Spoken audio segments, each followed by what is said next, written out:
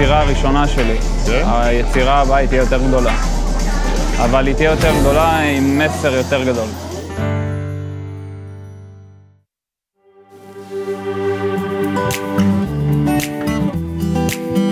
אנחנו נעשה לה פעמיים חפיפה.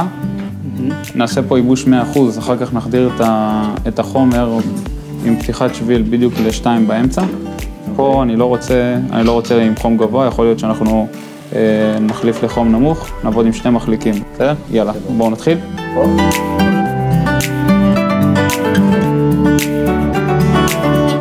אנחנו צריכים לחכות לתגובה של השיער, ברגע שנוכל לדעת מה הטמפרטורה המדויקת של השיער, שם אנחנו נמשיך את כל העבודה שלנו לאורך כל הראש. גלי, איך את מרגישה? בינתיים? בסדר גמור. סבבה. גלי פה איתנו, יצרה איתי קשר לפני מספר ימים, והיא שאלה אותי אם אני יכול לעשות לה החלקה על שיער שהוא קצר באורך כ10 סנטים. רוצה לספר לנו למה הגענו לשיער הקצר? או שזה היה מכוון בעצם להסתפר קצר? לא, לא. אוקיי. היה לי הרבה זמן החלקות. היית מחליקה את השיער באופן קבוע? כן, משהו כמו 3 או 4 פעמים. בשנה?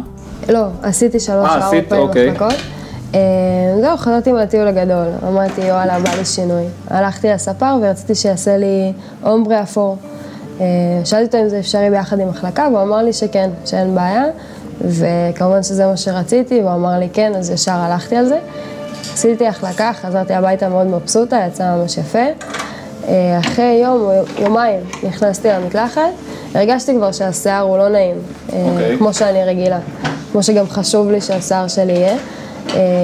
נכנסתי למקלחת, מרגישה את השיער מתחיל כבר להתפורר ביד, וזה היה או גדול.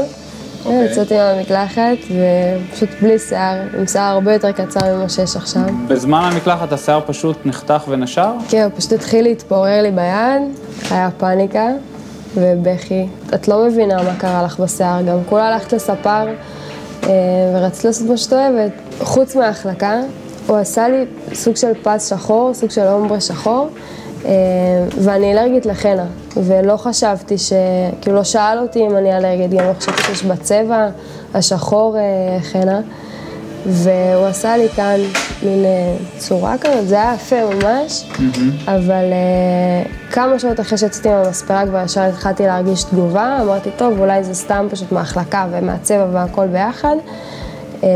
יום אחרי זה הייתי בעבודה וממש כל הראש התנפח, ממש האוזן נכנסה פנימה, כל הראש התנפח, ולאט לאט הנפיחות ירדה ונוצרו שלפוחיות מטורפות, ואז הבנתי שאין לי ברירה, אני חייבת להוריד את השיער, כי זה פשוט נדבק, וזה היה, חוץ מזה שזה היה מגעיל ולא יפה, זה גם היה כואב.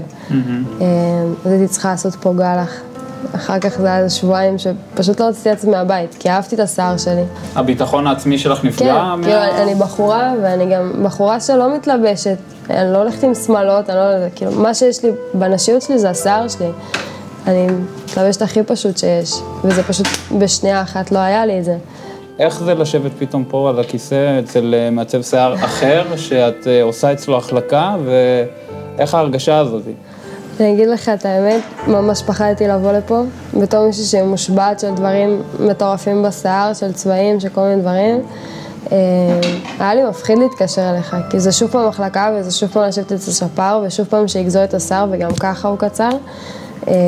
אבל ברגע שהסברת לי איך זה עובד, ולמה, ואיך עושים את זה נכון, אז הנה, אני פה.